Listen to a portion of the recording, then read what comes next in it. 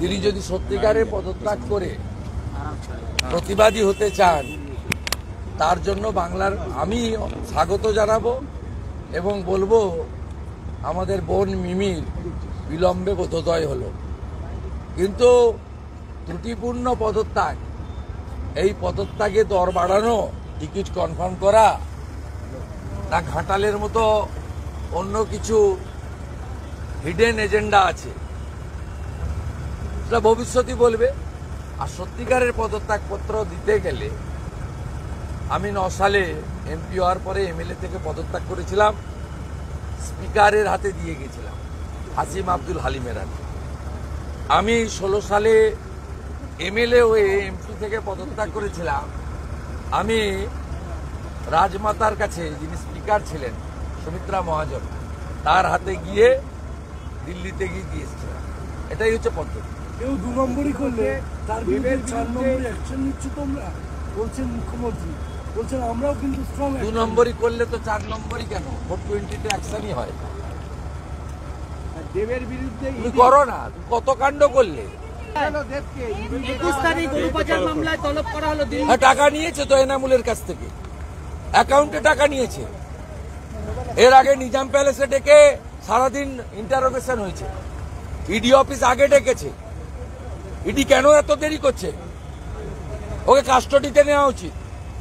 5 কোটি টাকা নিয়েছে এনামুলের কাছ থেকে গরু পাচারের, সেই টাকায় সিনেমা করেছে, প্রমাণিত তো। 2 দিন আগে বলেছে আজকে সিবিআই ইডি ডেকেছে, তো কেন ইডি অন্য লোককে না ডেকে তোমাকে আপনাকে ডেকেছে কেন? ডাল মে কুছ কালা হয় তো।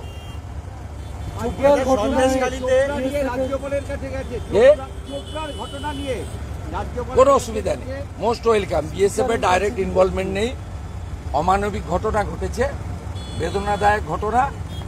বিএসএফ যে এজেন্সিকে দায়িত্ব দিয়েছিল তাদের আরো যত্নবান হওয়া উচিত ছিল, এবং যে এজেন্সি ঠিকাদারি বরাত পেয়েছিল তাদের উচিত কম্পেনসেশন দেওয়া এবং তাদের এই এজেন্সিকেও ব্ল্যাকলিস্টেড করা উচিত।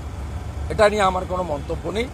4টে নিষ্পাপ শিশু, কিন্তু এর সঙ্গে বিএসএফ এর সরাসরি কোনো যোগাযোগ নেই। এরকম অভিযোগ হলে মমতা বন্দ্যোপাধ্যায়ের রাজ্য সরকারের সংস্থাগুলির ঠিকাদার এজেন্সি, এরকম দুর্ঘটনা প্রতিদিনই ঘটে।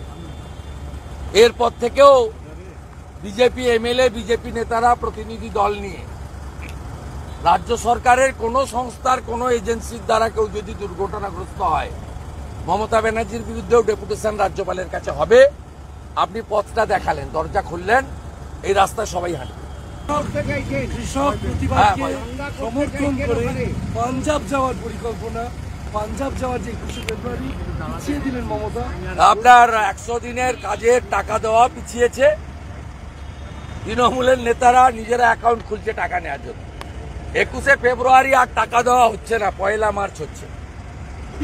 কারণ 7,000 কোটি টাকা ঋণ তালা চাবি লাগানো হয়েছে, ঋণ পাওয়া যায়নি। আর সাথে সাথে পাঞ্জাব যাওয়াটা খুব রিস্কি, ততদিন কেজরিওয়াল বাইরে থাকবে কিনা সন্দেহ আছে। যে প্যান্ডেল খাটাবে আর মাইক খাটাবে, সে যদি না থাকে তাহলে কি করা যাবে?